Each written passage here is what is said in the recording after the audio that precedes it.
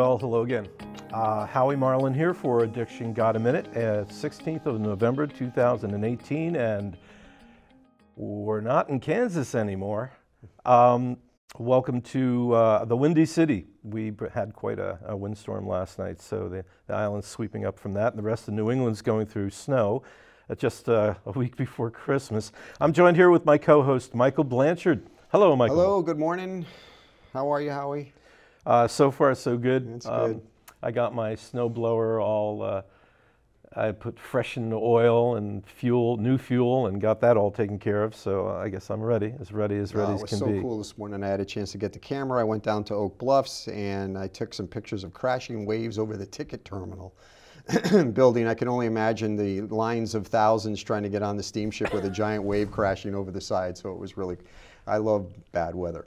Well, it's amazing. The stuff that you do has been truly, well, first of all, it's impressive in its own right, only for the artistry of what you're able to capture. I want to start by saying that if you don't already know, Michael Blanchard is among his skill sets, a professional photographer, and the kind of work that he does is truly amazing. There's something that you're able to capture which grabs people's hearts. And you were talking about, you caught some interesting shots over the weather of the last few days. And we started talking about the emotional reaction people have to art and photography. Yes. I have a cousin, George Garino, hey George, who does artistry for hypnosis. And that is tremendously effective. Yeah. And we were talking about the vision and the reaction. So yeah, tell me about what you've heard from folks about their reaction to your stuff. What happens, you know, I tried to figure out what the source of some of those reactions were. So let's say I take a picture of a crashing wave and I talk about the meaning, addiction, or overcoming adversity. I'll write some text around it. And then someone will come and read that, and then I'll say, well, maybe they're identifying, you know, they're listening to the story, maybe it's a good story. And then I figured out it has nothing to do with me. It has to do with the fact that they're identifying with a moment in their life when they had the same feeling. So they don't, I mean, they care about my story, but they care about the fact that there was a place where they faced adversity, and that photo brought that feeling out. It could have been 20 years ago. And, you know, I think there are some methods that are out there. McLean Hospital and Gosnold have adopted a technique called expressive digital imagery, where they actually give addicts and alcoholics and people with mental health issues that are inpatients an iPad, and they have them go walk out on the grounds. And I may have a hard time talking to you and really getting at what feelings I have, but if you give me a camera and you let me loose and I have a chance to be within myself and I'm thinking, okay, let's get a picture that really tells the way I feel or who I am inside. It's a chance to reflect. It's a chance to get into what it is that is, you know, that you need to get in touch with in terms of your own healing. And then when you come back, you're like a little kid because you can say, look at the picture I took. And then you're able to edit the picture because the iPad has software. And some of those pictures get really funky in terms of being able to express what you have inside visually. And I'll tell you what, for a 17 or 18-year-old kid has a lot easier time talking to what that photo means to them than they have about their own, you know, just right out of the box. Hi, I'm Mike and I'm 17 and I have these issues. You're not likely to get at it that quickly, but sometimes a photo or a music or any other artistic kind of medium can cut right through the crap quickly, and you can touch somebody through that method. So that's what's so exciting about the imagery for me. Yeah. There's no two ways about it. You put your finger on the pulse of something which is dramatic in how aggressively it's been changing with new technology. For years in therapy, particularly with children, there would be the use of art and images, and they'd be able to reflect on what they're looking at and then what they drew. We all know that. We're somewhat familiar. But what you're talking about is a level of connection which we're now able to capitalize on. On one hand, with studies in addiction, with studies on dependence, we're finding that connection is the opposite of addiction. So how do you provide that connection? Well, it wasn't as if you went out and said, oh, I've got this great idea. I'm going to create this new medium of connection called photography and pursue it. No, what you did was what you loved, what soothed you, what made you feel better, and you just happened to show people a photo or two, and they got something out of it. How did it start? Well, I'll give you a 30-second thing. I know we have other things we want to talk about too, but I took a picture once. I have my gallery. A woman comes in and she says, she looks around, she sees waves crashing, all this sort of stuff, right? And she says, what's your favorite photo of all time? And I said, it's that one over there. And she looks, and it's a print of a little plover sitting on a beach looking out into blurry waves. So I took it intentionally that way. I was with a zoom lens, and the plover was looking out, so I was looking at its rear end. And I changed the f-stop to make it so that only the bird and the sand at its feet were in focus. Everything else is blurry. You see this blue, you know it's crashing waves, but you can't really make it out. And she says, why is that your favorite photo? And I said, because I took that right after I got back from rehab. And I'm standing there, and I'm looking out, and I know it looks beautiful, but I don't know where I'm going. I don't know what it means. I'm kind of scared. The only thing I can see is me and the sand at my feet. But at least I have that, and I never had that in the past. And she's just like staring at me, right? And she says, And so I said, well, that's it. I'm sorry, it's not all the exciting ones, it's just that one. She gets in her car and she drives away. An hour later, she comes back. She buys the photo. Why do you think she bought the photo? That touched a point. There was a point in her life where she could only see herself in the sand beneath her feet. And she said that to me. She says, I had a place where I had to start over. And you touched that part of my heart, that you had a place where you were starting over, and I had that same period of. And every time I look at that photo on the wall, I'm going to remember that time when I started over. And we got like teary-eyed when we were talking about it. And it's like the power of photography. Whether she had addiction or depression or whatever her reason for starting over was, who knows? It doesn't really matter. Mine's addiction, mine's alcoholism. But it was so cool to know that she was so affected by that story and that photo that she came all the way back and bought it. And I'll tell you one thing, anybody else walks through that studio and they look at the artwork and they see that stupid little bird sitting there looking out into the water, there's nobody that bought that photo except for her. And I didn't do it to sell a photo, I'm telling you, I didn't. You created a connection. Yeah. It took a little conversation, which, by the way, is critical. And I'm going to, in my humble opinion, all the tools and techniques that we all have are meaningful, but you need an individual, a human, to help you connect those dots. Yep. You can be staring at the bird, but the realization of the depth of what it can mean is communicated through you and into their hearts. Yep. This happens in therapy. This happens in all sorts of therapeutic mediums. But that brings us right to the subject of the day, which is treatment centers and your experience about having been in treatment. And then what I would like to talk about this afternoon is, okay, we have come to an agreement that your loved one, mother, father, sister, brother, cousin, friend, needs the help and they're ready. Why is it on this island that so many times they don't end up there? What are the places you're familiar with? And let's bounce it off you. You give me your idea of the difficulties and we'll go from there. Okay. My work at Island Healthcare, I've got a patient that comes through and says, finally you get them to the point where they say, I need help, please get me somewhere, I need help. Then the game begins, because even me as a independent, say, navigator person that doesn't really have an emotional, put the burden of the emotion of the family and the patient, throw that into the mix as well as trying to figure out where you're going to go next. Let the games begin. No, but for me, being apart a little bit, which is a good thing, I still have such frustration trying to find where those individuals are going to go. And I think there are two.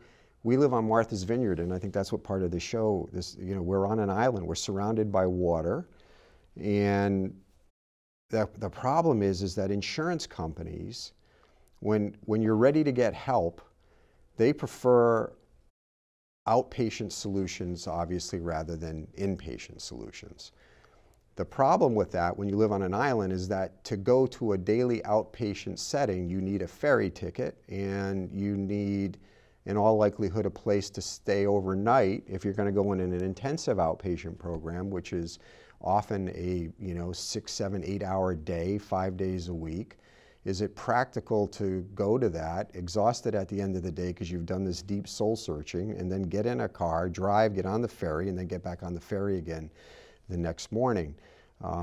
That situation is so difficult that there are folks on this island that have stepped up to try to help fund families that need to do that by giving them dollars to be able to pay for a hotel so that they can go through, say, a month's worth of treatment without going broke. And let me jump in and give one heartfelt nod to Marianne and Ed Jerome. Yeah. I'm going to start crying because Ed and Marianne mean so much to my family, and we won't go there, but what we will say is that for years they offered a phenomenal option. And go ahead, tell us about it. They actually started the Langley Jerome Fund in honor of their son, and Joe. And they essentially helped. They funded. There was a pot of gold for families that could apply and say, hey, I've got a son or a daughter that needs to go to a month or 2 months of rehab, and I can't afford to be in Boston at those hotel rates, and you could get funds from them to be able to pay for the basic cost of living so that your child or your family member could get the help that they needed. So it's they're amazing people, and it's sad Ed's no longer with us. What they did has a long-lasting effect here on the island, and so I think it's understood by folks that if you're an inpatient, you have a place to live. You don't have to go back and forth every day. If you're in a 28-day rehab, for example, in Worcester, we have relationships with 4 rehabs that are let's talk about that. Really solid here on the island. We have STAR, which is SSTAR, Stanley Street, and we have AdCare in Worcester, and we have Gosnold right here in Falmouth. I also know of one called Recovering Champions, which I want to do a little more exploration. It's supposed to be very good here in Falmouth. And then we have High Point. And the community services has done amazing work at establishing relationships with those rehabs to the point where AdCare, for example, in Worcester, will send a driver for free. If it's a community services, or even me at Island Healthcare, I've had the ability to call them and say, I have somebody who needs to get there and they have no way of doing it. They'll actually send a driver free of charge to the boat and pick the person up and drive them all the way back. As will Gosnold. And Gosnold. So we have, there's a sensitivity on many of these rehabs to the needs of island residents and how hard it is, right? So they're there and they're willing, but then the insurance game jumps in. Let's talk the insurance game. You can talk insurance, I'm not interested.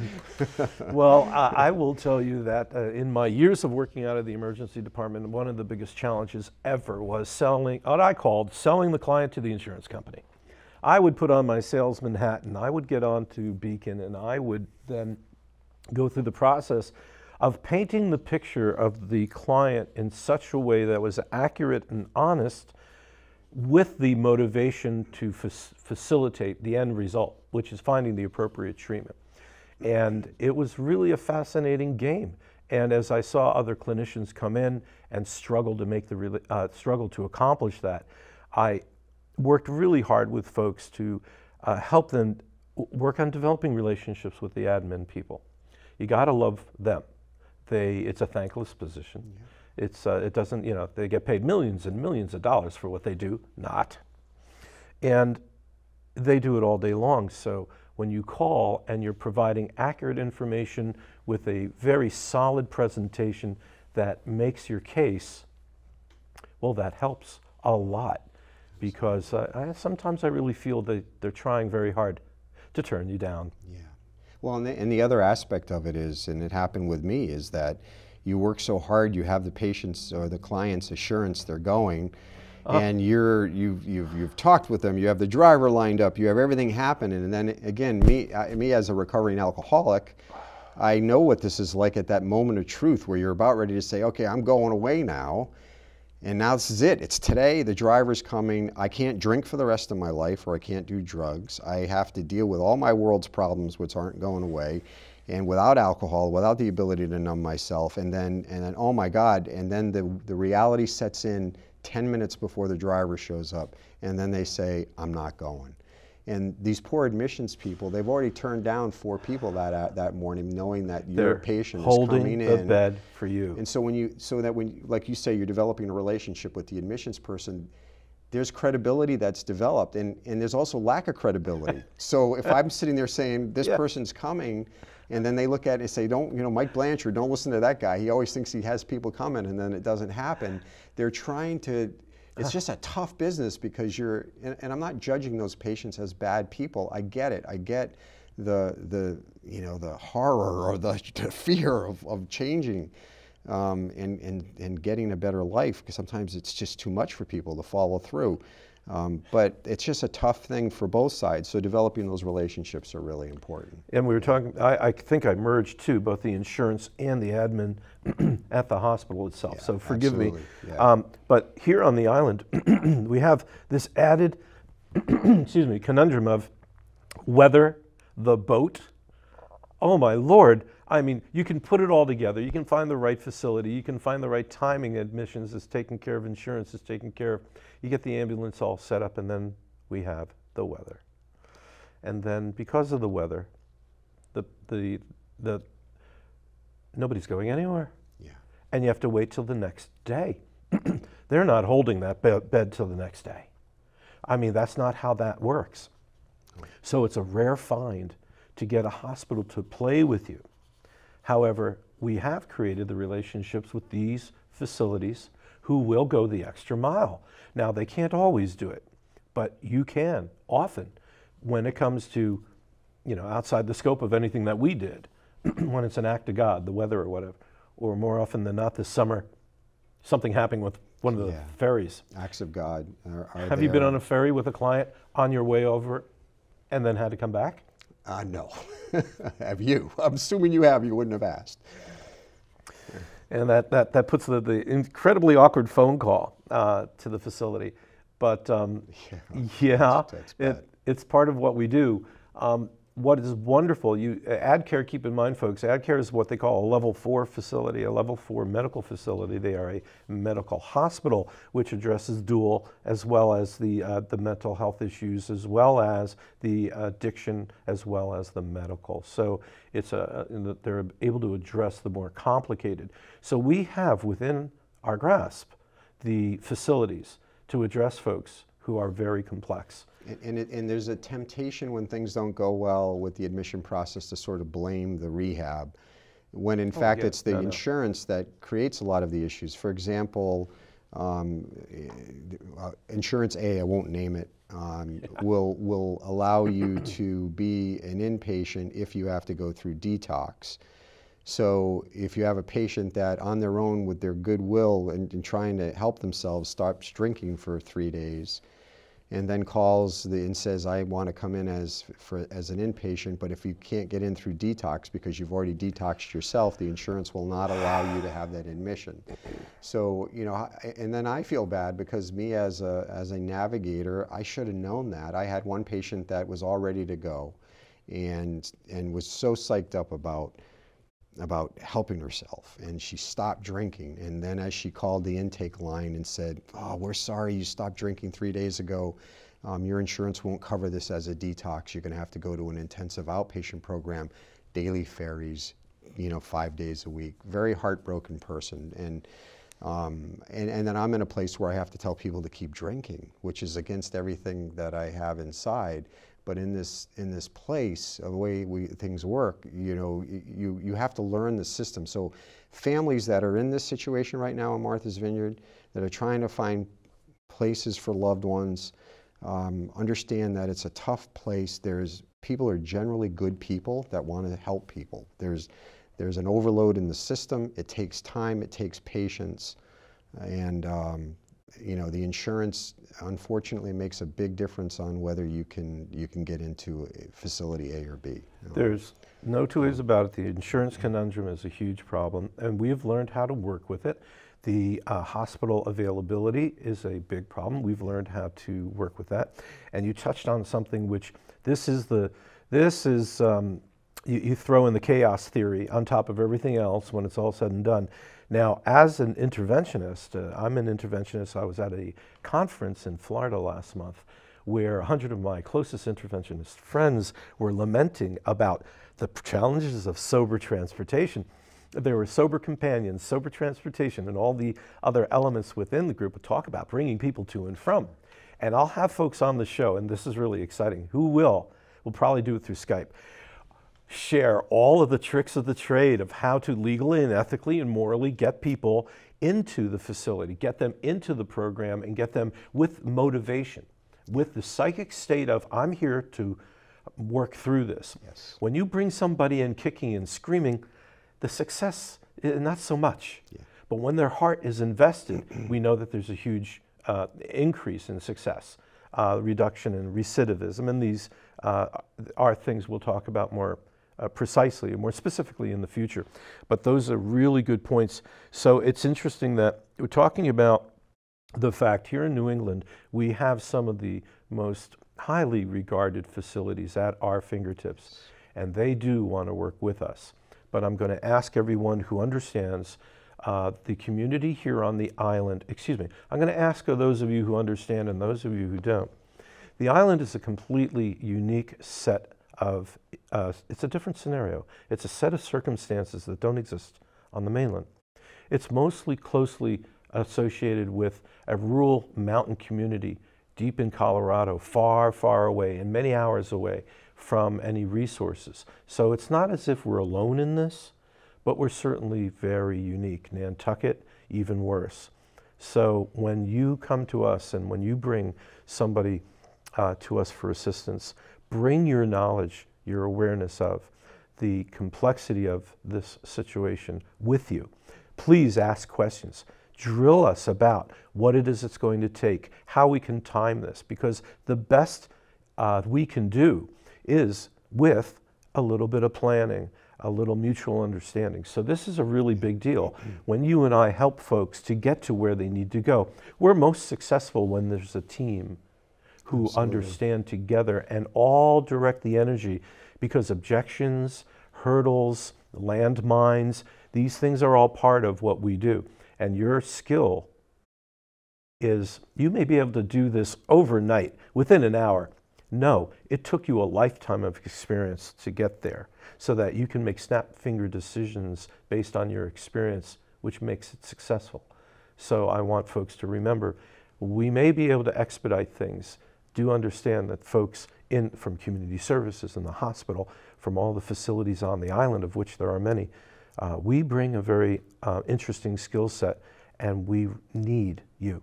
We need the family. We need you, the person who we're trying to help, to share as much about everything that has to do with your situation, so we're best prepared. Well, and the family itself too, so when you're going through those trials and tribulations, so you have somebody that was just ready to go and they stopped drinking for 3 days and can't get in.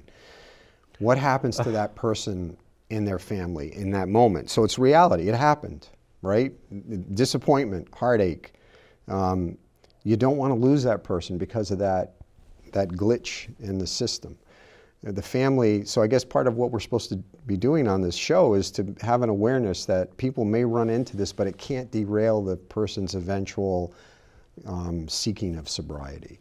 You know, the family can't say, oh, this system's broken, this is crap, and you know, everybody's so upset about it that the poor client or patient then says, I'm done with this, I'm gonna go drink again, this is, you know, and then that person goes down a really bad path when they had, in that moment, they were ready to go get help. So it's life. There's gonna be derailments in trying to get somebody into rehab or treatment. It's so important for you to know that up front so that you can maintain, keep your head in the game. When the disappointment happens, you look for plan B, you look for plan C. It will happen. You know, I think we're in a place where we can help people because of the you have to separate the emotion of the moment of the family to be able to navigate the system the most effectively. And so I just worry about, number one goal is to not lose the motivation of that alcoholic or addict to continue to seek treatment even though there's a bump in the road. And that's the difference between someone who has been focused and practiced to improve their skill set and a loving family member or friend. Yeah, they're too close to the situation to be able to, and what's nice is that even, because as an alcoholic or an addict, if I'm sitting there with you and even at the last minute you say, I'm not going, you know, and I want, you know, again, somebody who's not been in your shoes might say, I'm gonna, and I will feel that way, honestly, but I also can look inside at that moment when I was gonna go and I can say, I understand you're scared to death. You're not a bad person. You're scared to death. And then my job becomes, how can I get you to just, they say courage is not the absence of fear, but it's taking the action even though fear exists. How do you as an interventionist say to somebody, you know, overcome that fear, we acknowledge it, it's there, it's scary as hell, but we're gonna be courageous in this moment. With love, with authentic support. Yeah. You imbue faith in the future and that this will work, that this is worth it. And the moment of the actual acceptance of it is enough of an accomplishment to inspire the next step and the next step. And that's the position I take. By the way, before we break, and we're coming down to the end of the show, our allotted time for today, I want to ask the community, please, I need your input. Tell us where to take the show. Tell us what you would like us to talk about. Tell us who would be a voice you would like to hear from. We have a few folks lined up over the next, well, the holidays will be an interesting trial to see, you know, what we can do with the holiday season. But I want to wish everybody a really safe holiday month or two, which it is. This is the difficult times, and please do reach out to Michael and myself and the other community organizations and the other community members, whether they be faith-based or structured in a discipline. Don't hold it in. By all means, please ask. And if you'd like to get in touch with Michael Blanchard, how would folks get in touch with you? Either email mblanch601@mac.com. I think MBLANCH 601@mac.com. And then my cell phone, I think, is all over the island at 617-448-3934. But I'm happy to help anybody that has questions. Holidays are tough. It's a trigger point, celebrations, and so we all hold hands this time of year and help each other get through. So let that be the mantra for, well, you know, that's a really good way to end. Let's all hold hands. Hold on to each other during these tough times. Howie Marlin at howiemarlin.com is how you can reach me. And on behalf of my partner in crime, Michael Blanchard, this has been Addiction Got a Minute, and I look forward to next time. If we all drip one drop of sanity back into the bucket of our society, we just might end up filling the pool enough to give the next generation a little safer world. I got a saying to describe my efforts. The best I can do is the best I can do, and I will. This brings us to the end of another edition of Addiction Got a Minute? I wish you warm breezes and clear sailing.